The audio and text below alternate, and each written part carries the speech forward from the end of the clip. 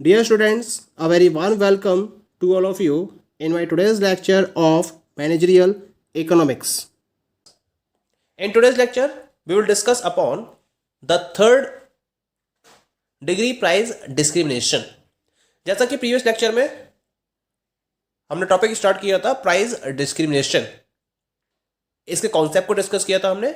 इसके साथ साथ इसके डिग्रीज या इसके टाइप्स को भी हमने डिस्कस किया था, जहां मैंने आपको बताया था कि इसको हम 3 डिग्रीज में डिवाइड कर सकते हैं। First degree price discrimination, second degree price discrimination and third degree price discrimination, जिसमें से फर्स्ट और सेकंड डिग्री प्राइस डिस्क्रिमिनेशन को हमने प्रीवियस लेक्चर में डिस्कस किया था। आज के लेक्चर में हम थर्ड डिग्री प्राइस डिस्क्रिमिनेशन के कॉन्सेप्ट को डिस्कस करेंगे और साथ में ये भी डिस्कस करेंगे कि किस तरीके से प्राइस आउटपुट को डिटरमाइन किया जाता है under the third degree price discrimination situation by the monopolist. पहले बात करते हैं कि थर्ड डिग्री प्राइस डिस्क्रिमिनेशन का कॉन्सेप्ट क्या है। Under third degree price discrimination, a monopolist sets different prices for different markets with different elasticities demand curve. इस type के प्राइस पॉलिसी में जो मोनोपोलिस्ट है वो क्या करता है, डिफरेंट मार्केट्स के लिए डिफरेंट प्राइजेस को सेट करता है। और ये मार्केट्स क्या होते हैं, they are having the different elastic demand curve. तो जब डिफरेंट मार्केट के पॉइंट ऑफ व्यू से डिफरेंट प्राइजेस सेम प्रोडक्ट के चार्ज किए जाते हैं बाय द मोनोपोलिस्ट, तो हम इस प्राइस डिस्क्रिमिनेशन को थर्ड डिग्री प्राइस डिस्क्रिमिनेशन का नाम देते हैं। ऐसा क्यों होता है? क्योंकि जो मोनोपोलिस्ट है इसको अपने जो प्रोडक्ट्स हैं वो किसी एक पर्टिकुलर मार्केट में तो सेल करने नहीं है, बल्कि इसको 2 या 2 से ज्यादा मार्केट्स में अपने प्रोडक्ट सेल करने होते हैं। अब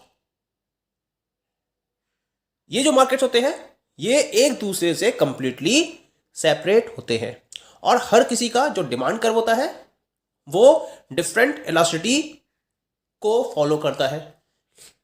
अगर डिफरेंट मार्केट्स में ऑपरेट कर रही है तो हर मार्केट की जो इलास्टिसिटी होती है वो सेम नहीं होती है। Each and every market is working with its proper elasticity. कुछ मार्केट मोर इलास्टिक होते हैं, कुछ लेस इलास्टिक होते हैं, कुछ इनइलास्टिक होते हैं और कुछ मोर इनइलास्टिक भी होते हैं। तो इस तरह से हर मार्केट की अपनी एक प्रॉपर इलास्टिसिटी होती है। अब क्योंकि हर मार्केट की इलास्टिसिटी डिफरेंट होती है तो जो मोनोपोलिस्ट है वो एक यूनिफॉर्म प्राइस पर सारे मार्केट्स में अपने प्रोडक्ट को सेल नहीं कर सकता, यानी कि अपने प्रोडक्ट के यूनिफॉर्म प्राइस को सेट नहीं कर सकता। उसे डिफरेंट मार्केट की इलास्टिसिटी के अकॉर्डिंग प्रोडक्ट के प्राइस को डिसाइड करना होता है। Therefore, the monopolist required to find different price output combination that can maximize his profit in each market। और वो ऐसा क्यों करता है? क्योंकि वो अपने प्रॉफिट को मैक्सिमाइज करना चाहता है। तो इस तरह से वो क्या करता है, डिफरेंट मार्केट में डिफरेंट प्राइस आउटपुट कॉम्बिनेशन को फोकस करता है जिससे कि वो अपने प्रॉफिट को प्रॉपर वे में मैक्सिमाइज कर सके हर एक मार्केट में। इसके लिए क्या करता है, वो अपने मार्जिनल रेवेन्यू और मार्जिनल कॉस्ट को इक्वेट करते हुए चलता है और इस तरह से वो अपने प्रोडक्ट के प्राइस को फिक्स कर लेता है। क्योंकि है क्या, अगर वो एक ही प्राइस डिसाइड कर देगा, अब सपोज करिए कि जो मार्केट इलास्टिक है और वहां प्राइजेस के बेसिस पर डिमांड में फ्लक्चुएशंस ज्यादा होंगे, प्राइजेस में थोड़ा सा चेंज होगा तो वहां उसके डिमांड क्या होगी, एकदम से कम हो जाएगी। तो यहां वो प्राइजेस ज्यादा सेट नहीं कर सकता, कम प्राइस पर उसको अपने प्रोडक्ट को सेल करना पड़ेगा क्योंकि इसकी इलास्टिसिटी ज्यादा है। लेकिन अगर मैं इन इलास्टिक मार्केट की बात करूंगा तो इन इलास्टिक मार्केट ये बेनिफिट इसको प्रोवाइड करता है। ऐसे मार्केट में ये अपने प्रोडक्ट को हायर लेवल पर सेट कर सकता है, लेकिन वहां उसके प्रोडक्ट की डिमांड क्या होगी, कम होगी, तो उसे कम क्वांटिटी सेल करनी होगी। तो अगर वो यूनिफॉर्म प्राइस सेट करेगा तो जहां उसके चांसेस ज्यादा सेल होने के होंगे प्रोडक्ट के, वहां उसको सेल कम होगी, प्रॉफिट कम होगा, और जहां उसको प्रॉपर बेनिफिट मिल सकता है वहां वो उतना बेनिफिट अर्न नहीं कर पाएगा। इसी वजह से वो डिफरेंट मार्केट की इलास्टिसिटी को एनालाइज करते हुए उसकी इलास्टिसिटी के अकॉर्डिंग अपने प्राइस आउटपुट को डिटरमाइन करता है। तो हम इस प्राइस डिस्क्रिमिनेशन को थर्ड डिग्री प्राइस डिस्क्रिमिनेशन की कैटेगरी में रखते हैं। ओके, इसको हम एक एग्जाम्पल के बेसिस पर और अच्छी तरीके से समझ सकते हैं। क्या है ये एग्जाम्पल? सपोज करिए कि जो मोनोपोलिस्ट है वो दो सब मार्केट्स में डिवाइड कर रहा है, यानी कि वो अपने कंप्लीट मार्केट को 2 सब मार्केट्स में डिवाइड कर लेता है। हम इजीनेस के लिए इसको सपोज कर लेते हैं, एक है सब मार्केट ए और दूसरा है sub market B. Sub market A plus sub market B is forming the total market. ठीक है, अब सपोज करिए कि जो सब मार्केट ए है, जैसा कि आपको ग्राफ में दिखाई दे रहा है, उसकी इलास्टिसिटी कम है, यानी कि this market is in elastic in nature. जबकि जो मार्केट बी है दैट इज मोर इलास्टिक। सब मार्केट ए की जो इलास्टिसिटी की सिचुएशन है दैट इज इन इलास्टिक, जबकि सब मार्केट बी की जो इलास्टिसिटी है that is in elastic. Clear? तो यहां मैंने रिप्रेजेंट किया है sub market A, sub market B and total market A plus B.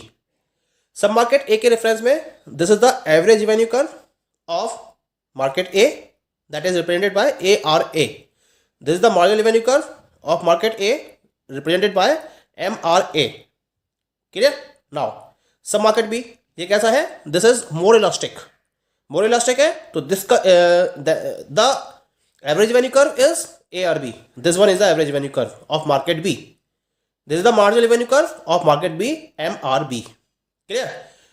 Now इन दोनों सब मार्केट के एवरेज रेवेन्यू और मार्जिनल रेवेन्यू कर्व के बेसिस पर हम टोटल मार्केट के कंबाइंड मार्जिनल रेवेन्यू को कैलकुलेट करेंगे। तो यहां देखिए, इस पॉइंट से लेकर इस पॉइंट तक, यानी कि यहां तक ये कर्व तो इस तरह से रन करेगा और इसके बाद ये कर्व कैसा जाएगा? इलास्टिक हो जाएगा।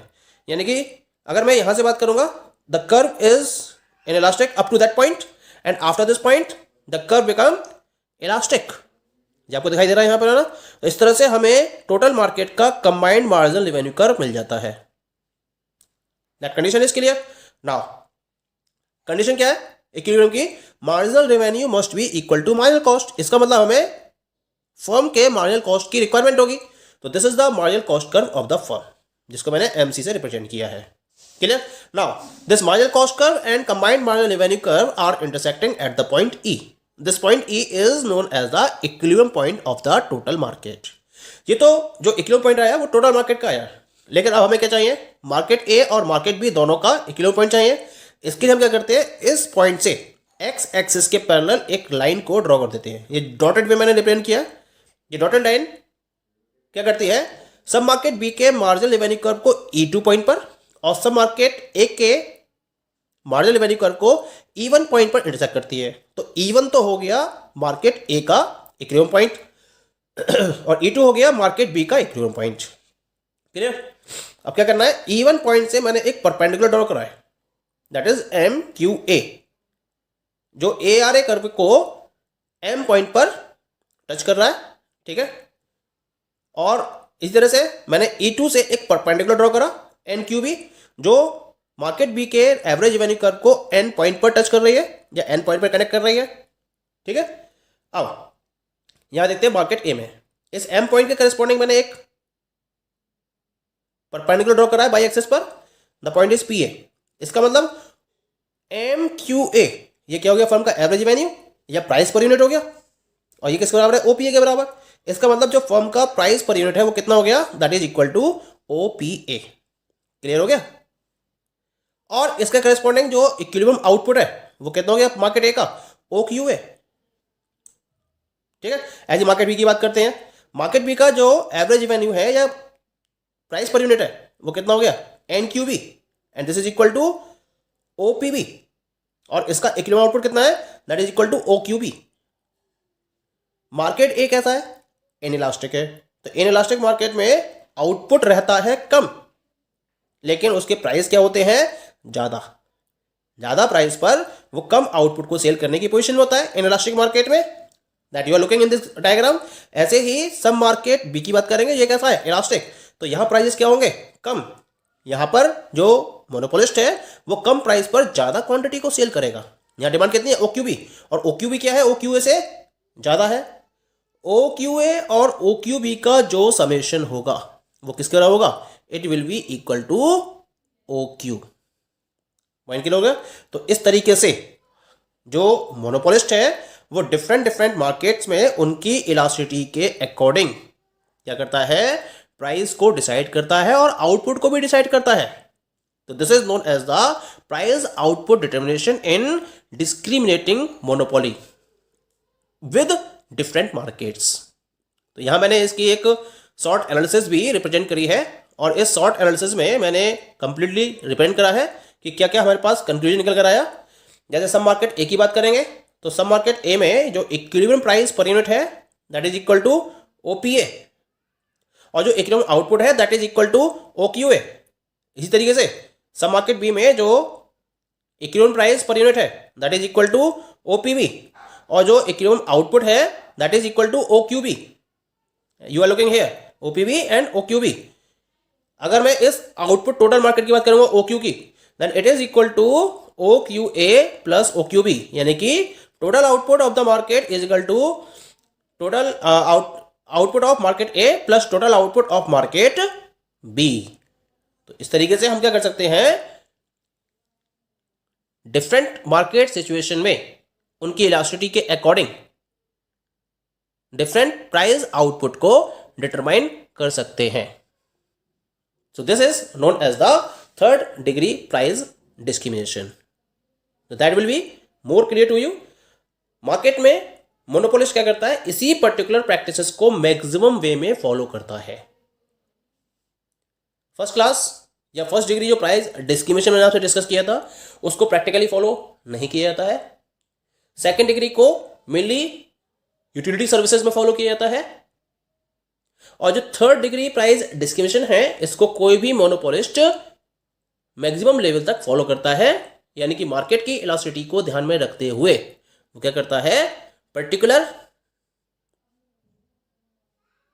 प्रोडक्ट के सेम प्रोडक्ट के डिफरेंट डिफरेंट प्राइजेस को चार्ज करता है. यानी कि अगर मार्केट इनइलास्टिक है तब तो वो प्राइजेस ज़्यादा चार्ज कर सकता है, लेकिन अगर मार्केट इलास्टिक है तो उसको कम प्राइजेस ही चार्ज करने पड़ेंगे. That is very must condition. Okay, so this is about third degree price discrimination. Thank you.